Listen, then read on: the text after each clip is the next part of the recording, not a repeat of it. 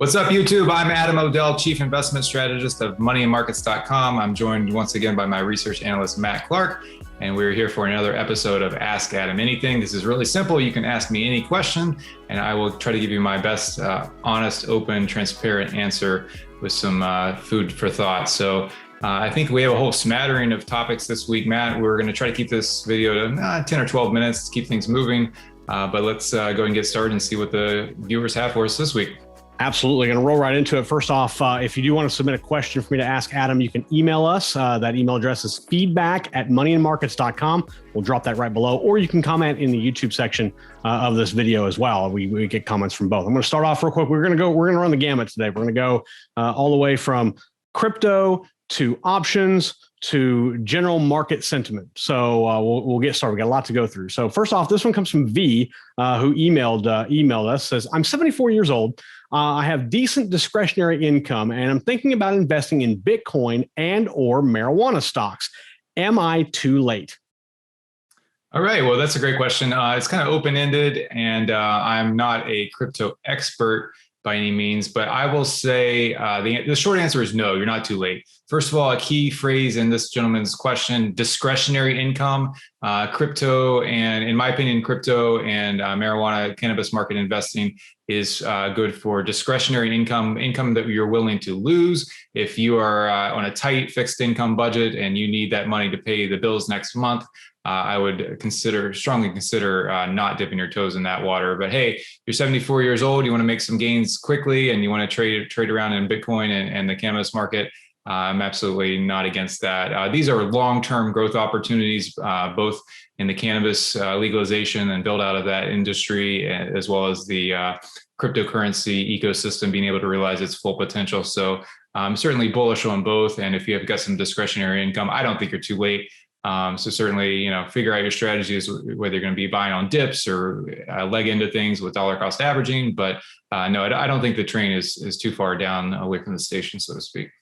And a shameless plug, if you want to know more about cannabis investing, cannabis stocks, you can check out on our YouTube channel my weekly marijuana market update, which premieres each and every week. So there's that. So that was my shameless plug for the day. Now, to kind of piggyback on that, Gordon emailed, he says, what are Bitcoins and other crypto backed by? I could go to a hardware store and for a couple $100 or a couple dollars buy a bag of different size metal washers, call them donkeys, and sell them for $100 for each one. They're backed by a value of 5 cents each. What gives? I've asked several people who I thought might know, and no one's really given me a viable answer. Thanks for responding. Hope your answer is something to hang your hat on. And he ends by saying, please do not say they're backed by gold and silver. Fair enough. So what are cryptocurrencies? Let's just call it Bitcoin to be simple, because there are certainly tokens that have functions other than quote unquote currency. Let's just keep it at Bitcoin. What are they backed by? They're not backed by gold. They're not backed by silver. In one word, they're backed by nothing. And that may sound completely crazy, but if you think about the way fiat currency works, basically currency that's issued by sovereign governments, whether it's the US government or any other government around the world, those are also backed by nothing more than the full faith of that government. So that's really no different in that sense, although certainly I do understand how people that are new to the crypto world may look at that and say, well, wait a minute, this seems even wonkier or even less tied to reality than fiat currency. But that's really why they came about. I mean, a lot of folks are worried about fiat currency and the ability for central banks around the world to basically print their way out of high debt levels and perhaps inflate their way out of those debt levels. And so certainly that cryptocurrency at least portends to be or hopes to be, aims to be an answer to that fiat currency. So short answer is they're backed by nothing. Look, I traded foreign currency Forex pairs, years ago, and really you're trading relative value, so you're not trading, it's not backed by anything, but you're basically saying, is there demand in this currency versus the less demand in the other currency? So it's really it's a flows trade. It's basically where's the money flowing to right now? Money, more or less, I mean, we've had a big drop, but it is flowing into cryptocurrency. This huge flows trade right now. So it's backed by nothing, but that doesn't mean that you can't make good money in it. And we have talked about crypto a lot on our YouTube channel. So make sure you check that out. I've asked Adam about crypto a lot. I've talked about crypto in our Bull and Bear podcast. So make sure you check out those videos for more information as well. Now, we're going to switch gears a little bit and to give a little bit of background, not too much, but Adam is a chief investment strategist for money and markets, but he also has a couple of services that he offers to investors. One of those being Home Run Profits. This is an option-based service. I'm not going to get into too much detail in terms of what it is, but it trades options and gives you recommendations on options to buy and then when to sell them, and also some other much more information than that. That's just a very glossy overview, 30,000-foot view of that service. Very good service. Would encourage you to check it out if you are interested in options trading. But these next couple questions come from Angelo, who's actually a subscriber to Home Run Profits. He's got two questions, and I'll ask them both to you, and then you can kind of take them and go from there. Question one is, what would be an adequate range or percentage of a portfolio that an investor should allocate to options trading? And the follow-up to that is, what is the average number of option contracts that are held in Home Run Profits in the Home Run Profits portfolio? And 6 are currently there as of when he wrote this. So the first question is, what's an adequate range or percentage of your portfolio that should be allocated to options? And then what's the average number of option contracts that are held in the Home Run Profits model portfolio? All right, 2 great questions. They have many subtopics. We could probably spend a whole episode on these 2 questions. So let me see if I can get through the nuts and bolts of them quickly. Second question first. How many options positions do we hold open at any one time? It ranges, it's generally in the neighborhood of 5 to 7. Okay, so I try not to hold more than 7 open positions at any one time. Right now we have 6 open. And the reason that is we don't want to over invest. We want to get some diversification, but we don't want to have too complex of a portfolio. We realize folks have a limited amount of money that they want to put into options trades. And I want you to be able to trade every single trade. So if we have 30 open positions or even 20, you might be persuaded to, or in a position where you have to pick and choose which options trades to follow and which ones to pass on. And I don't want you to do that. I run a very specific system, and we've done it for the past 10 years. And I want you to be able to make every single trade.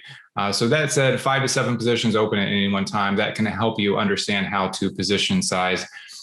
So I can't give you a specific advice as to how much of your overall portfolio to put into options, nor can I give you a specific number as far as how much to put into one options trade. What I will say is that you should put the same amount of money, in my opinion, in every single options trade, regardless of what the trade is, basically equal position sizing. You don't really know which one's going to be a good winner and which one's going to turn into a loser. So you kind of want to take that element of position sizing, luck out of the equation, and basically invest the same dollar amount or the same percentage of your account across each trade.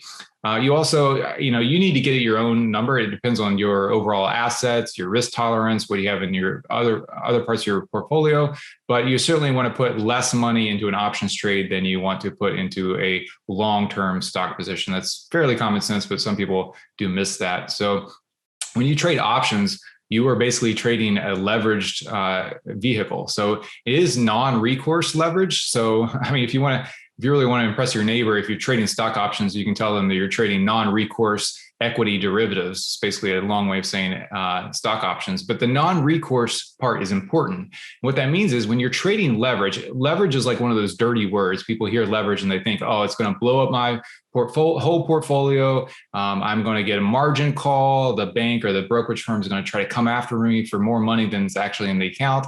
And if you trade some types of leverage, that can happen. But non-recourse leverage means that the brokerage firm has no recourse against you if the leverage goes against you. So you basically invest a fixed dollar amount to purchase either call options or put options, and it's impossible to lose more than that investment. So you're not going to get a call or an email from the brokerage firm saying that you owe more money than you put into the trade. Worst case scenario, you lose 100% of the premium or the debit that you put into the trade. And it really it can't get worse than that. So that's why prudent position sizing is your best tool as an option buying trader. So you want to figure out, if worst case scenario, this trade goes super wrong against me and I lose the full $500 or whatnot that you put into the contract, what percentage of my overall portfolio or net worth is that $500?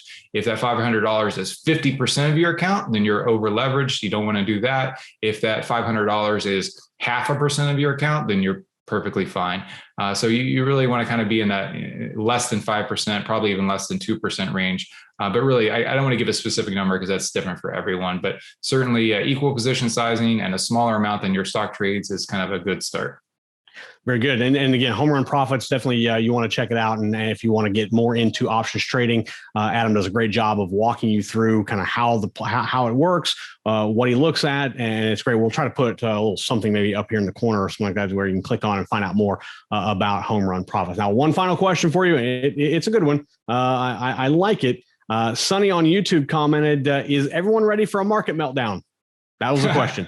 That's great. Is everyone, it sounds kind of like maniacal, like I know. devious, like, is everyone ready for a market meltdown? But I actually like the phrasing of that because, you see a lot more in that vein of market meltdowns or, coming ahead. You see a lot more people asking, is there going to be a market meltdown? Well, yeah, there is going to be at some point. You see a lot more people saying, is it going to start next week or is it going to start next month or when is it going to happen? Well, that's, a lot of people can't predict that. I mean, forecasting that type of thing is extremely difficult and it really doesn't even help you make money. So I don't like those phrasings of the question. I do like the phrasing in this gentleman's question, are you ready? And that's the whole idea of being prepared.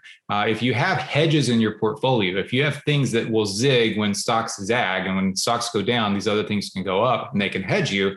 If you have those on in a prudent manner before a crisis starts, basically if you have them on all the time, then you don't have to worry about when the crisis is going to start. You can answer this gentleman's question. Yes, you are ready. So we actually did, Matt, you and I did a podcast, Ask Adam Anything episode. I think it was in early April, like April 12th, if I remember right, about 5 ETFs that act as hedges. I actually did a presentation in October of 2019 before Corona crash about how you can incorporate these 5 hedges into a long stock portfolio. I had no idea the Corona crash was coming, but it did. And these actually performed really, really well. Just off the top of my mind, the recap of these, one of them was long volatility, VXX. One of them was long put options, a tail risk fund is what it's called, TAIL by Cambria. One of them was gold, GLD, that tends to be non-correlated with equities and inversely correlated during times of crisis. Typically, we did see that during the later stages of the Corona crash. The fourth one, I believe, was one of the innovator ETFs. So if you go to innovatoretfs.com, this is a really innovative fund company, no pun intended, but they basically are offering defined outcome ETFs where you can have a buffer of your losses. So you can buy an ETF and over the next 1 year, it kind of tracks the movement of the S&P 500 or the NASDAQ 100, but you have a buffer on the downside. You also have a cap on the upside, but that buffer on the downside allows it to be a less volatile, typically, investment over the full 1 year period than just a straight out investment in the S&P 500. So definitely innovatoretfs.com is a website I would recommend checking out. The fifth one, it was a trend following fund. It was managed futures, WTMF, Wisdom Tree Managed Futures. Basically, that goes, doesn't have any investments in equity markets, but it has investments in bond markets, commodity markets, and currency markets. It can go long and short. Right now, that thing is doing really well because commodity prices are up and those tend to be non-correlated with stocks. So it's kind of like a diversifying play. So yes, hopefully if you watch that video on, I think April 12th, you are ready for the next market meltdown. Whenever that comes, it will come at some point. We don't think it's necessarily anytime soon, but the best time to hedge is when it gets basically in calm waters. So that's my answer to that. Ask anything, you can do so. Email me, feedback@moneyandmarkets.com. We'll drop that email address down below, or you can comment below in the YouTube comment section. A lot more coming up on YouTube, so make sure you stay tuned. And because we've just got a wealth of stuff coming out. We've got Ask Adam Anything, we've got our Bull and Bear podcast, Investing with Charles Sizemore, and our weekly marijuana market update that are all going on every week. So lots of great stuff. Make sure you are subscribed and you click that little notification bell, get notified each and every time that we post a new video. Adam, thanks a lot. I appreciate the time and hope you have a good rest of the week. Same to you, Matt. See you next week.